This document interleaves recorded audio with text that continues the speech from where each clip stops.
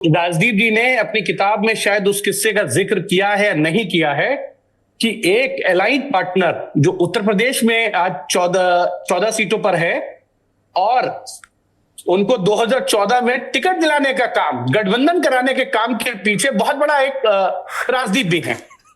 नहीं देखिए अब नहीं एक मिनट, अब राजदीप जी सच बताइए ना। नहीं मैं बताता हूँ, मत करिएगा। नहीं मैं बिल्कुल आपको बताता हूँ, मैं कहानी बता देता हूँ। बताइए। बात तो मैं ये कहूँ, I think Amit Shah is a very fine politician. जितने भी नेताओं से सौरभ भाई, हिमांशु जी, कमलेश जी मैं मिलता हूँ, उनमें से बहुत कम पॉलिटिशियन है जिनसे आपको वाकई खबर या ज्ञान मिलती है। मैं उनमें अमित शाह को बहुत ऊपर रखता हूँ, क्योंकि वो हमेशा जब पॉलिटिक्स करते हैं वो पूरी तरह से पॉलिटिक्स में सक्रिय है। तो एक जर्नलिस्ट के लिए ऐसे पॉलिटिशियन से बात करने में कोई हिचक नहीं होनी चाहिए, बहुत कुछ सीखने को मिलता है, नंबर एक। नंबर दो, अभी एक बात कही गई कि आपने एक उत्तर प्रदेश के सहयोगी को भाजपा के साथ जोड़ा दिया। एक बड़ी इंटरेस्टिंग कहानी है, और जैसे मैंने कहा दिल साफ है, तो मैंने अपने किताब में भी लिखा था 2014 में। 2014 के चुनाव के पहले एक दिन मेरे गेस्ट डेस्क जो हमारे हर चैनल में होता है, उन्होंने कहा सर एक लेडी है वो अमित शाह जी से मिलना चाहती है। तो मैंने कहा मैं क्या करूं सर? उन्होंने कहा नहीं वो उनका नाम है अनुप्रिया पटेल और वो उनकी अपना दल पार्टी है और वो अमित शाह का से बात करने की कोशिश करें लेकिन मिल नहीं रहे। तो मैंने कहा देखो ये अमित शाह जी का नंबर है, आप उनको फोन करो और कहो कि अनुप्रिया पटेल आपको मिलना चाहती है।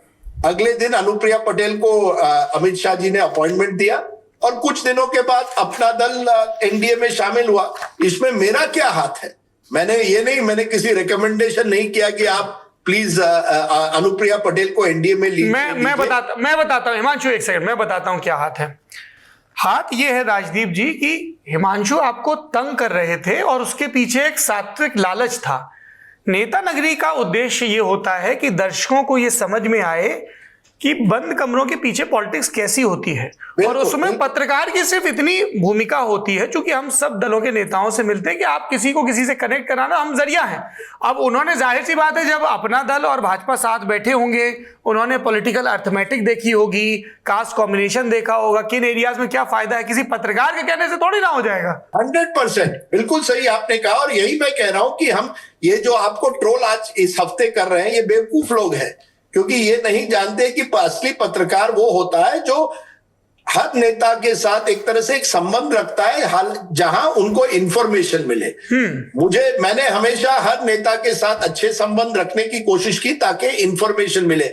आज की तारीख में आपको ताज्जुब होगा, और मैंने कई बार ये कहा, 90 के दशक में अगर कोई भाजपा का नेता था जिससे मेरे अच्छे संपर्क है, उन 2-3 में प्रमोद महाजन, अरुण जेटली और नरेंद्र मोदी हुआ करते थे। नरेंद्र भाई तो मेरे प्रोग्राम में 1 घंटे के नोटिस पे आते थे। अगर मेरे रिश्ते नहीं होते अच्छे संबंध, और संबंध इस वजह से कि नरेंद्र भाई एक अच्छे वक्ता थे, मैं उनसे भी जब मिलता था बहुत जानकारी भी मिलती थी उनसे, क्योंकि उनकी राजनीतिक पकड़ थी। अगर मुझे कल गुजरात के पॉलिटिक्स पर कोई जानकारी 90 के दशक में चाहिए थी तो मैं किसके पास जाता? मैं नरेंद्र मोदी जी के पास जाता। अगर मुझे महाराष्ट्र की जानकारी चाहिए थी, भाजपा में क्या हो रहा है, प्रमोद महाजन जी के पास जाता। अगर राष्ट्रीय स्तर पर कुछ गणित की बात आती थी तो मैं अरुण जेटली से मिलता था। ये इससे ये कहना कि आपने उनके साथ डिनर लिया, फोटोग्राफ लिया, ये सब बेवकूफी की बात है। आप इस पे पढ़िए मत, आप इतना डिफेंसिव मत हो। अरे मैं डिफेंसिव कहां हूं? मैं तो आपसे किससे सुन रहा हूं महाराज? राजदीप जी, सौरभ मेरा मन दूरवा दल की तरह हरा है और मेरा मस्तिष्क केसर की तरह उर्वर है। मैं बिल्कुल लोट नहीं ले रहा हूं। मैं तो इसी बहाने नेता नगरी के दर्शकों को इस पॉलिटिकल कीमियागिरी के बारे में बता रहा हूं। ट्रोल्स की ऐसी की तैसी। जरूरत क्या है आपको? जब आप मुझ पर इस तरह के पहले आरोप लगाते थे, मैंने इतना भाषण लंबा। एक सेकंड राजदीप जी, मैंने आप पर कभी आरोप नहीं लगाया है, ठीक है? मैंने आपसे सिर्फ सवाल पूछे हैं ताकि हम लोगों को भी पता चले, क्योंकि आप ज्यादा उठते बैठते, मैं तो अभी नया नवेला हूं, मैं आप पे क्यों आरोप लगाऊंगा?